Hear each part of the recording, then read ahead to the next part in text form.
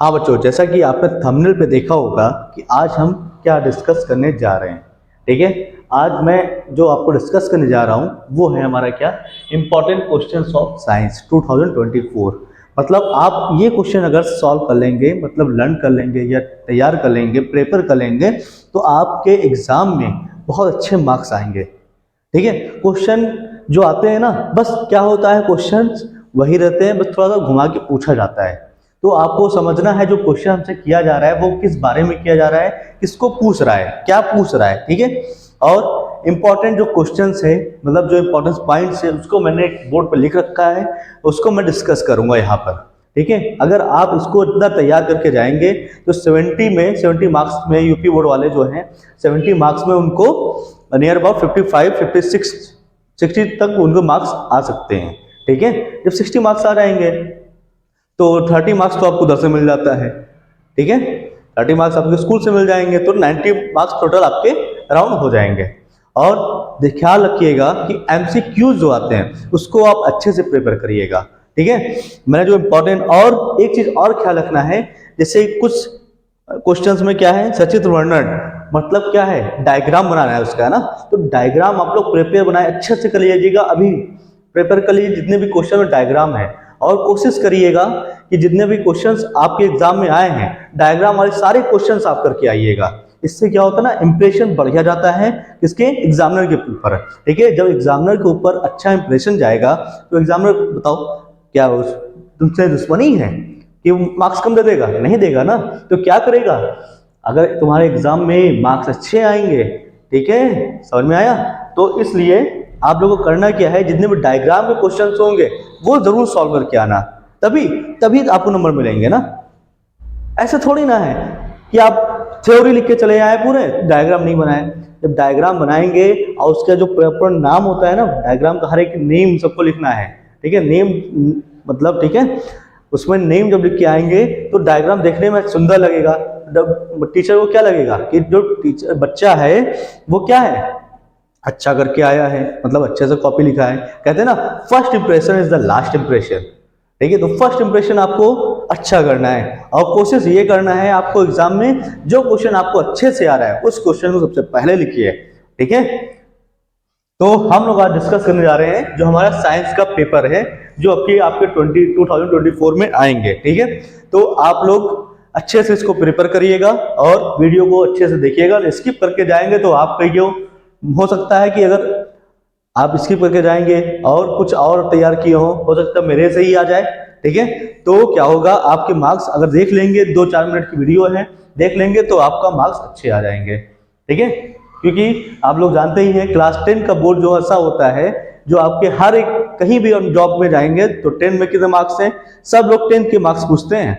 ठीक है, तो इसलिए 10 को आप लोग बढ़िया से अच्छे से सिक्योर करिए कि हमारे गुड मार्क्स आए। ओके बच्चों, तो हम लोग स्टार्ट करते हैं। तो केमिस्ट्री, बायो एंड फिजिक्स, देखो आपके साइंस में 3 होते हैं पार्ट। ठीक है, केमिस्ट्री भी है, फिजिक्स भी है और बायो भी है, तो तीनों को मिला के एक साइंस बनाया गया है 10th में। तो हमने क्या किया है, सबके क्वेश्चंस अलग अलग लिख दिए हैं जिससे आप लोगों को आसानी रहे समझने में। ठीक है, तो केमिस्ट्री में हमारा क्या है, धातु व अधातु। ठीक है, धातु अधातु, ठीक है, इंग्लिश में मेटल नॉन मेटल। तो ये क्या होते हैं, ठीक है, ये पूरा जो इस पर क्वेश्चन बनता है ये तैयार कर लीजिएगा आप लोग, पहला क्वेश्चन। दूसरा क्या बनता है क्वेश्चन, खनिज, अयस्क, लवण। ठीक है, ये सब भी आप लोग तैयार कर लीजिएगा, खनिज क्या होते हैं, अयस्क क्या होता है, लवण क्या होते हैं। ठीक है, फिर तीसरा हमारा है सक्रियता श्रेणी। सक्रियता श्रेणी पे जो क्वेश्चन बनता है वो भी आप लोग पूरा पढ़ लीजिएगा अच्छे से। ठीक है, जब पढ़ लेंगे तो जाएंगे एग्जाम में, इस पे भी क्वेश्चन आ सकता है आपको एग्जाम में, श्योरिटी है। विस्थापन, निस्तापन, भर्जन। ठीक है, विस्थापन अभिक्रिया क्या होती है, निस्तापन क्या होता है, भर्जन क्या होता है, इस पे भी आपके वीडियो मतलब क्वेश्चन एग्जाम में आ सकते हैं। ठीक है, फिर नेक्स्ट है वियोजन, संयोजन, फिर है संचारण। संचारण क्या होता है, संचारण क्या होता है आप लोग जानते ही होंगे।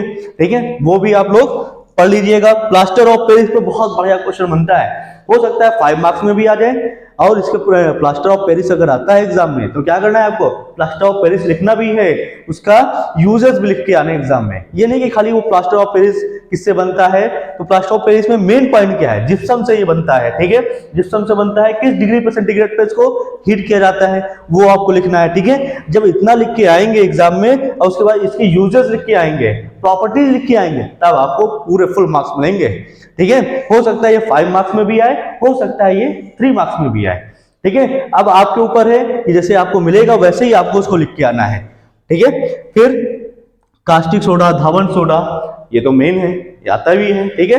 कास्टिक सोडा आएगा, धावन सोडा आएगा, आपको एक सोडा आना ही आना है। फिर साबुन बनाने की विधि, साबुन बनाने की विधि भी आपकी आएगी एग्जाम में। नेक्स्ट है अम्ल तथा क्षार, अम्ल क्या होता है, क्षार क्या होता है, एसिड बेस, ठीक है, तो ये तैयार कर लीजिए।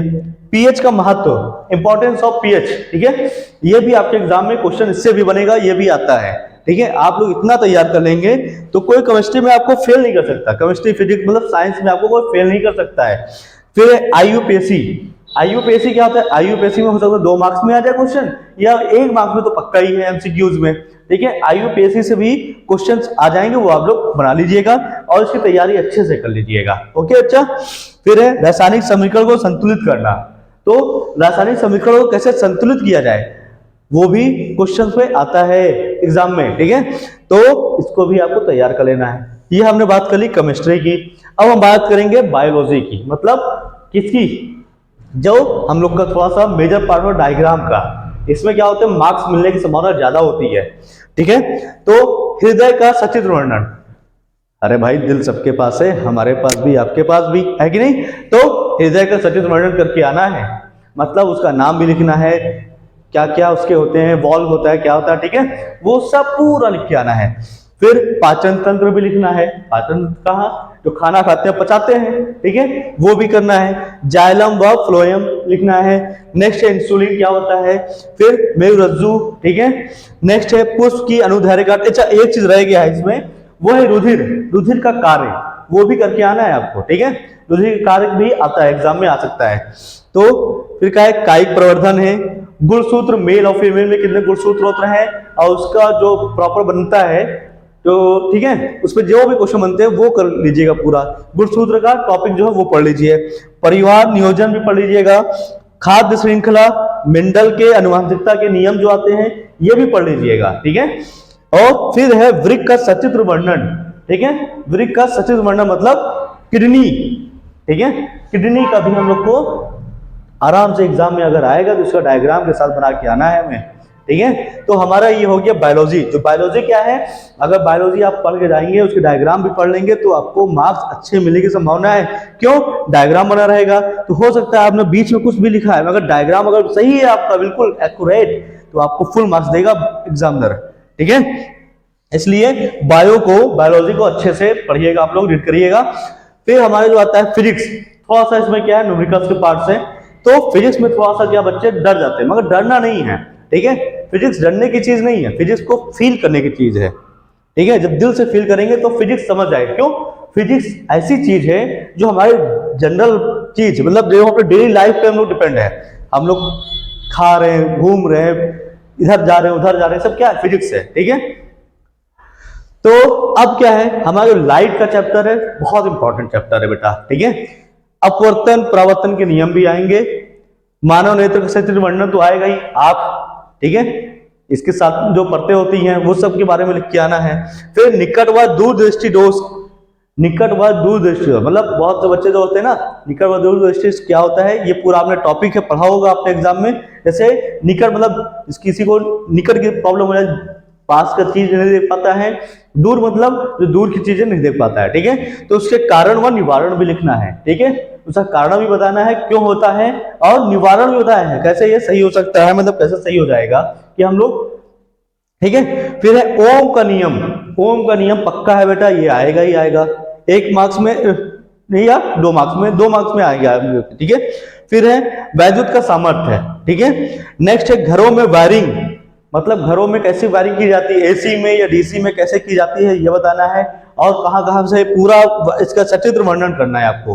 फ्यूज का भी आ सकता है, ठीक है, फ्यूज भी आ सकता है आपका। फिर है वैद्युत फ्लक्स, फिर है सघन व विरल। नेक्स्ट है फ्लेमिंग के नियम, फ्लेमिंग के राइट हैंड रूल्स है ना, और थंब रूल है, तो आपको वो पढ़ना है, ठीक है।